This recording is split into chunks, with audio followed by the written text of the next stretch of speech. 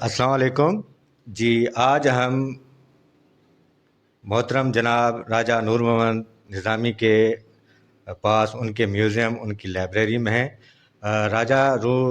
नूर मोहम्मद निज़ामी साहब के बारे में मैं छोटा सा तारुफ कराते चलूँ कि राजा साहब मुहक्किक हैं, तारीख दान हैं और राइटर हैं।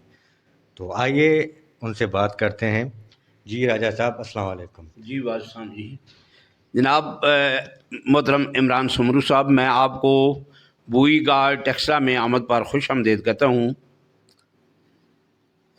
जी राजा साहब, ये आपकी मोहब्बत है, आपका बड़ापन है और आपकी मोहब्बत हमें खींच लाई है। आपका बहुत शुक्रिया। मैं इस चैनल के तवस्सुल से आपका तहे दिल से शुक्रगुजार हूँ कि आपने हमें अपने कीमती वक्त में से टाइम दिया। आज हम तो आपसे बहुत सारी गुफ्तगू करेंगे, लेकिन उससे पहले कि हम बहुत लंबी गुफ्तगू की तरफ जाएं, हम आपके इस छोटे से लाइब्रेरी में जो आपने नायाब चीज़ों का एक छोटा सा खूबसूरत सा म्यूज़ियम बनाया हुआ है, उसके बारे में हम आपसे जानेंगे और उसके बारे में हम आपसे पूछते रहेंगे। तो सबसे पहला मेरा ये सवाल होगा कि आपके पास माशाल्लाह कीमती चीज़ें नज़र आ रही हैं हर तरफ, चारों तरफ। तो मैं सबसे पहले ये सवाल पूछूंगा कि आपका रुझान इस म्यूज़ियम और नायाब चीज़ों को इकट्ठा करने का कैसे ख्याल आया और कब से आपने इसका बाकायदा आगाज़ किया? जी अल्हम्दुलिल्लाह, मुझे बचपन से यानी आज से तकरीबन कोई 50-52 साल पहले से अपने इलाके, अपने गांव, ये टेक्सला की जो तारीख़ी सरज़मीन है, इससे एक दिली तौर पर इसकी तारीख़ और खोज के बारे में मेरा शौक़ था। उसी सिलसिले में मैंने वो किताबें भी इकट्ठी की, तो मैं लिखता भी हूँ, रिसर्च भी करता हूँ। और इस तरह मेरी किताबें भी 2 छपी हैं, 350 तहक़ीक़ी मकालात भी छपे हैं। मेरी रहनुमाई में लोगों ने बहुत सारा काम किया है, एमफिल पीएचडी वगैरह भी किया है। तो चूँकि मेरा जो तल्लुक़ है वो तारीख़ और आसार क़दीमा से है, तो उस शौक़ की बिना पर ये मैंने तकरीबन 2004 के बाद ये चीज़ें इकट्ठी करनी शुरू की। उससे पहले कुछ की थी, कुछ सिक्के थे, कुछ ऐसी चीज़ें थीं, लेकिन बाज़ाब्ता तौर पर मैंने ये म्यूज़ियम जो है ये 2004 के बाद शुरू किया और इसकी चीज़ें इकट्ठी की। तो इसमें जो सबसे कदीम चीज़ें हैं वो फॉसिल्स हैं, जो कई मिलियन साल पुराने हैं। इसके अलावा इसमें पत्थर के औज़ार हैं, हड्डी के औज़ार हैं, जो कई हज़ार साल पुराने हैं। इसके अलावा यहाँ कब्र आज़म मसीह की मूर्तियाँ हैं, बर्तन हैं, इस तरह मुख्तलिफ़ चीज़ें हैं। तो इस वक्त मेरे इस म्यूज़ियम में औज़ार हैं, हथियार हैं, ज़ेवर हैं, बर्तन हैं, इस तरह की मुख्तलिफ़ तारीख़ी हवाले से जो चीज़ें हैं वो यहाँ जमा हैं। जी राजा साहब, आपने फरमाया कि इसमें बहुत सारी हज़ारों साल पहले की चीज़ें, लेकिन ये आपने इनको किस तरह से इकट्ठा करना शुरू किया और इकट्ठा करते हुए आपको किन हालात का सामना करना पड़ा और उनका सफ़र यहाँ तक कैसे गुज़रा? आप इसके बारे में थोड़ा हमें बताएं कि ये आपकी लाइब्रेरी का हिस्सा कैसे और किस तरह बने? जी, जैसा कि आपको पता है कि मैं अक्सर औक़ात आसार क़दीमा या तारीख़ की तहक़ीक़ के सिलसिले में सफ़र पर रहता हूँ। अपने पूरे इलाके में नहीं बल्कि पाकिस्तान में मैं सफ़र पर रहता हूँ। तो चूँकि मैंने पहले भी बताया कि मेरा ताल्लुक़ जो है वो तारीख़ और आसार क़दीमा से है, तो मेरा शौक़ जो है, तो उस हवाले से जब मैंने लिखना पढ़ना शुरू किया तो मैंने कहा जी कि ये जो चीज़ें उधर उधर से मुश्किल से मिलती हैं, तो इनको भी इकट्ठा करना चाहिए ताकि ये असासा जो है मैं अपनी आने वाली नस्लों के लिए महफूज कर लूँ। तो इसके पीछे मेरी इतनी मेहनत और जद्दोजहद और कोशिश और जस्तजू शामिल है। मेरा दिन रात का आराम भी इस पर कुर्बान है, माल भी कुर्बान है, अपनी जान भी कुर्बान है, हर चीज़ इनके लिए मैंने कभी पहाड़ नहीं देखे, दरिया नहीं देखे, दिन गर्मी सर्दी नहीं देखी। تو بڑی مشکلوں سے یہ چیزیں میں نے ایک ایک کر کے قطرہ قطرہ اکٹھی کی ہیں، جو آپ کے سامنے آج ایک ذخیرے کی صورت میں نظر آ رہی ہیں۔ جی راجہ صاحب، بالکل آپ نے درست فرمایا۔ آپ کی محنت، آپ کی جدوجہد اس میوزیم کی ہر چیز سے واضح ہے، اور وہ آپ کی اس جدوجہد کی گواہی خود دے رہے ہیں۔ تو میں ایک اور بات پوچھنا چاہوں گا کہ یہ جو آپ اتنی جدوجہد کر رہے ہیں، اتنی محنت آپ نے کی ہوئی ہے، اس میں آپ کو لوکل گورنمنٹ یا گورنمنٹ آف پاکستان یا کسی این جی او وغیرہ کی کبھی شراکت حاصل ہوئی یا آپ نے کوشش کی؟ جی دیکھیں، پاکستان میں یہ بدقسمتی ہے کہ یہاں کام کرنے والے آدمی کی حوصلہ افزائی نہیں، بلکہ یہاں ٹانگیں کھینچی جاتی ہیں۔ یہاں سرکاری سطح پر بھی ایسا ہی رویہ کیا جاتا ہے، جو لوگ کام کرتے ہیں ان کے کام میں بلکہ روڑے اٹکائے جاتے ہیں۔ تو الحمدللہ میں تو وہ خوش قسمت شخص ہوں، میرے کام میں تو کسی نے روڑے نہیں اٹکائے، چونکہ میرا ایک خاندانی یا ایک قومی ایک امیج ہے، ایک اللہ تعالیٰ نے عزت دی ہوئی ہے۔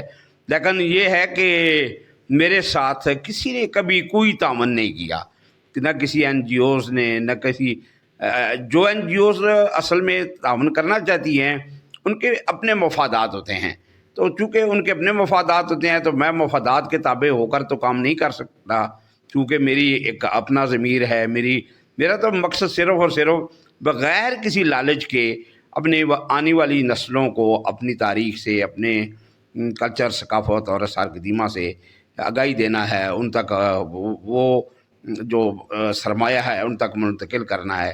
میرا اس کے علاوہ اس میں کوئی ذاتی یا مالی منفعت نہیں ہے۔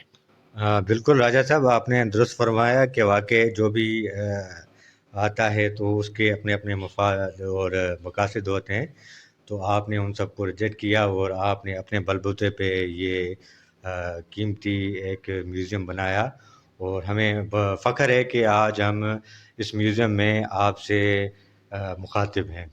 تو آپ ذرا ہمیں یہ بتائیں کہ جو تاریخ سے آنے والی جنریشن میں جو تاریخ سے وابستہ ہیں یا تاریخ میں دلچسپی رکھتے ہیں یا نوادرات میں دلچسپی رکھتے ہیں، ان کو آپ کیا میسج دینا چاہیں گے؟ وہ اگر اس طرح کے کام کرنا چاہیں یا کلیکشن کرنا چاہیں تو ان کو کیسے اسٹیپ لینا چاہیے؟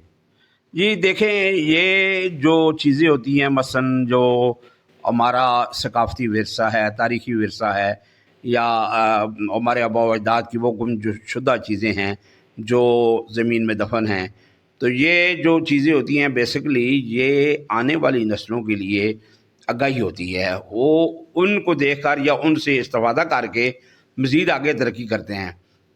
ہم مسلمانوں کا المیہ یہ ہے کہ ہم تقریباً پہلی صدی ہجری سے لے کر 9ویں صدی ہجری تک الحمدللہ دنیا کے ہر علم سے، ہر فن سے وابستہ رہے۔ وہ یہ نہیں تھا کہ یہ آثار قدیمہ ہے، یہ تاریخ ہے، یہ ریاضی ہے، یہ سائنس ہے، جغرافیہ ہے، الجبرا ہے، فلاں ہے۔ مسلمانوں نے ہر علم اور فن میں اتنی ترقی کی کہ اللہ تعالیٰ نے ان کو اس میں آسمان کی بلندیوں تک پہنچایا، اور انہوں نے دنیا پر حکومت کی۔ بدقسمتی سے المیہ یہ ہوا جب مسلمان جو ان کی میراث تھی، حضور نبی صلی اللہ علیہ وسلم کی ان کا فرمان مبارک ہے کہ علم جو ہے وہ مومن کی گمشدہ میراث ہے، اور جب مسلمان اپنی میراث سے کٹ گئے تو یہ دنیا میں ذلیل و خوار ہوئے، اور پھر یہ غلام بن گئے۔ اور پھر ہماری غلامی میں سب سے بڑا المیہ یہ ہوا کہ جب انگریزوں نے برصغیر پاک و ہند پر قبضہ کیا تو انہوں نے یہاں وہ نظام تعلیم رائج کیا کہ مسلمان اپنے جو ان کا علمی ورثہ تھا اس سے کٹ کر صرف ایک جو ہے وہ ملازمت کے لیے ان کو ایک ڈگری یا سرٹیفکیٹ تو مل جاتا ہے، لیکن وہ علم جو ہے وہ حاصل نہیں کر سکے۔ جبکہ پہلے جو برصغیر میں مدارس تھے مسلمانوں کے عروج کے دور میں، اس میں ہر علم پڑھایا جاتا تھا اور وہ اس میں آگے بڑھتے تھے، لیکن انہوں نے ایک محدود نصاب بنا کر اس کو صرف جو ہے وہ ایک جو ہے ملازمت کا، غلامی کا جو ہے وہ ایک سرٹیفکیٹ بنا دیا۔ یہ علم نہیں ہے۔ میں MPhil PhD کو بھی علم نہیں مانتا، علم اس سے آگے ہے، اور میں اپنی آنے والی نسلوں سے یہ کہوں گا کہ خدا رہا علم سے وابستہ ہو جائیں، علم حاصل کریں، خواہ کسی صورت کریں. آپ انٹرنیٹ سے بھی علم حاصل کر سکتے ہیں، آپ موبائل سے بھی کر سکتے ہیں، مختلف طرح سے علم حاصل کر سکتے ہیں. یہ تو ذریعہ ہے نا علم حاصل کرنے کا. تو میں خود کرتا ہوں، علم حاصل کریں، اور جب آپ علم حاصل کریں گے تو اللہ تعالیٰ آپ کو دنیا میں نمبری دیں گے، آپ کو عزت دیں گے، اور آپ حکومت کریں گے. جو لوگ اپنی تاریخ بھول جاتے ہیں، تاریخ انہیں بھول جاتی ہے. بالکل، یہ تو واضح ہے کہ جو اپنی تاریخ بھول جاتے ہیں وہ اصل میں وہ اپنے آپ کو، اپنی نیشن کو بھول جاتے ہیں اور وہ باقی نہیں رہتی. میں آخری سوال یہ پوچھنا چاہوں گا کہ آپ کیا سمجھتے ہیں کہ میوزیم کے بارے میں یا نوادرات کے بارے میں ہمارے پاس کیا اداروں میں کیا تعلیم؟ میرے خیال میں تو کہیں بھی نہیں ہے. اگر دینی چاہیے تو کس طرح سے دینی چاہیے؟ حکومت کو اس طرف کس طرح رجحان نیو جنریشن میں پیدا کرنا چاہیے؟ تو آپ اس بارے میں کیا کہیں گے کہ اس کے لیے کیا کرنا چاہیے؟ نہیں، جیسے میں نے پہلے بھی بتایا کہ المیہ ہے کہ ہماری حکومتوں کو تعلیم کے ساتھ یا ان چیزوں کے ساتھ کوئی دلچسپی نہیں ہے. وہ تو یہی چاہتے ہیں کہ لوگ علم کی روشنی سے، جب انسان میں علم آتا ہے تو اس میں شعور آ جاتا ہے. تو وہ تو یہی چاہتے ہیں کہ یہ قوم بے شعوری رہے اور لکیر کے فقیر رہیں، اور جیسے ان کو آنکا جائے ایسے ہی یہ چلتے رہیں، اور وہ اپنے مفادات حاصل کرتے رہیں. لیکن اللہ کرے کوئی ایسا لیڈر، ایسا حکمران ہمیں ملے، یا اس ملک میں جو ایسا لیڈر آئے اس کو آگے چلنے دیا جائے. اس کو یہ نہیں ہے کہ 1 سال لگایا، 2 سال لگایا اور اس کی ٹانگیں کھینچ لی. تو اللہ تعالیٰ کرے گا کہ انشاءاللہ ہماری قوم جو ہے، ہمارا ملک جو ہے، ملت اسلامیہ جو ہے، وہ اسی سے جو ہے وہ روشنی حاصل کر کے، آگاہی حاصل کر کے، علم سے اور تاریخ سے وہ واپس اپنے جو ہے گم شدہ میراث کی طرف پہنچیں گے. میں راجہ صاحب آخر میں آپ کا بہت بہت شکریہ ادا کروں گا کہ آپ نے اس میوزیم کے بارے میں ہمیں جانکاری دی اور میوزیم کے بارے میں آپ نے بتایا اور آپ نے اپنا قیمتی وقت دیا. تو ابھی ناظرین، ہم میوزیم کا جو راجہ صاحب کی لائبریری میں ایک قیمتی میوزیم بنا ہوا ہے، اس میں ہم آپ سے مخاطب ہیں. تو ہم تھوڑی دیر میں راجہ صاحب کی لائبریری میں آپ سے مخاطب ہوں گے. تب تک کے لیے ہمیں اجازت دیے. اللہ حافظ.